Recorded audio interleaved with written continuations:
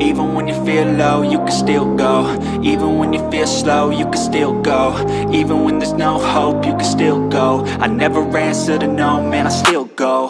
Go, go, go, go.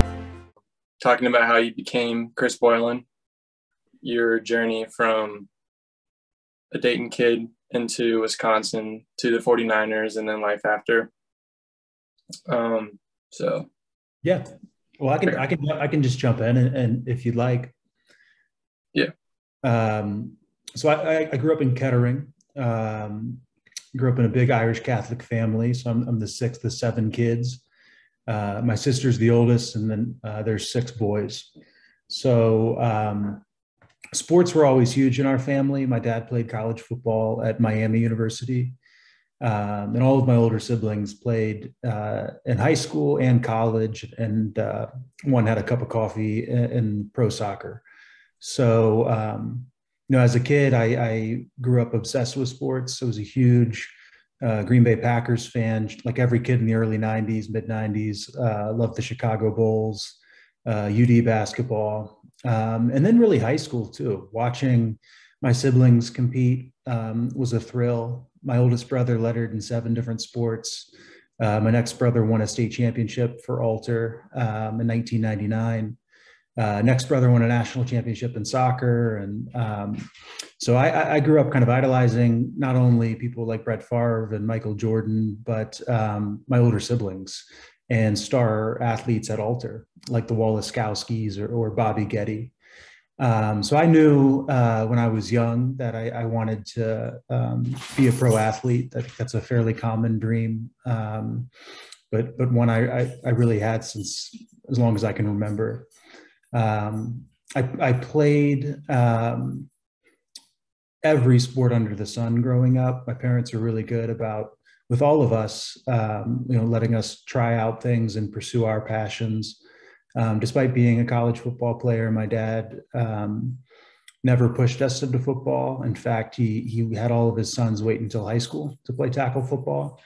And I think that was really beneficial for me in developing athleticism.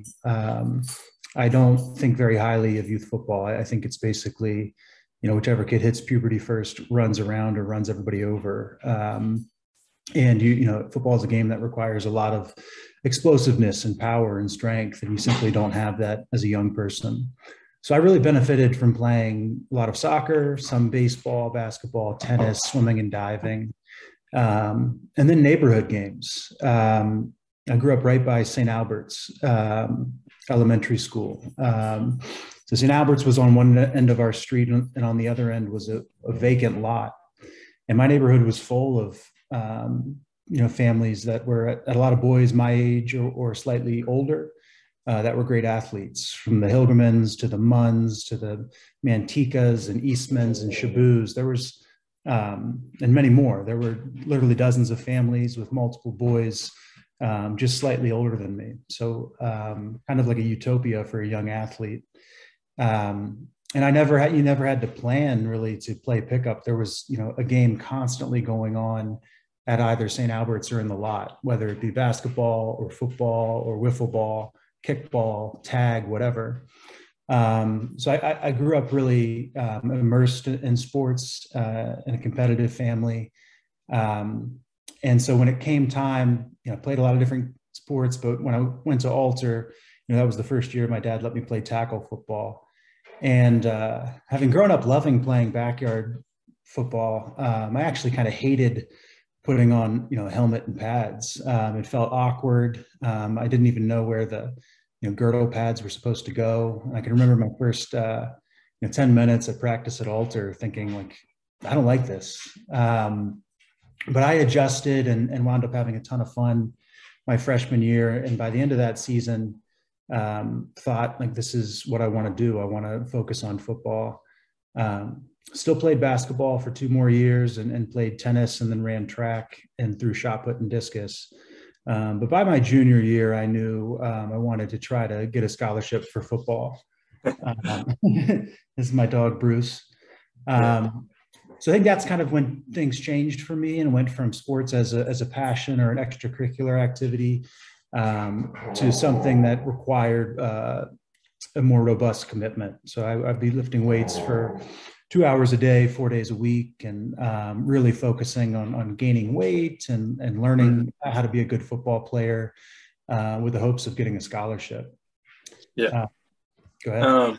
So, yeah, you talked about growing up in a very competitive family, and I grew up with 3 older brothers who were my biggest fans, but also my biggest critics. And to see the success of your siblings and your dad and your grandpa going to play football at Wisconsin, your dream school. My question is, like, how did you react when your parents or your siblings would say, "Oh, you're not very good at this or very good at that"? Because, like I said, they're my biggest fans, but also my biggest critics. And so, yeah. It's a good question. I was really fortunate. I don't, when I say I came from an athletic family or we were very competitive, I think there's an assumption that it was unhealthy, and I think it was the opposite. I got a lot of encouragement from my siblings. They helped me train. There was a healthy competition amongst us, and my parents' role probably wasn't pushing us into sports or being demanding. It was probably reining us in.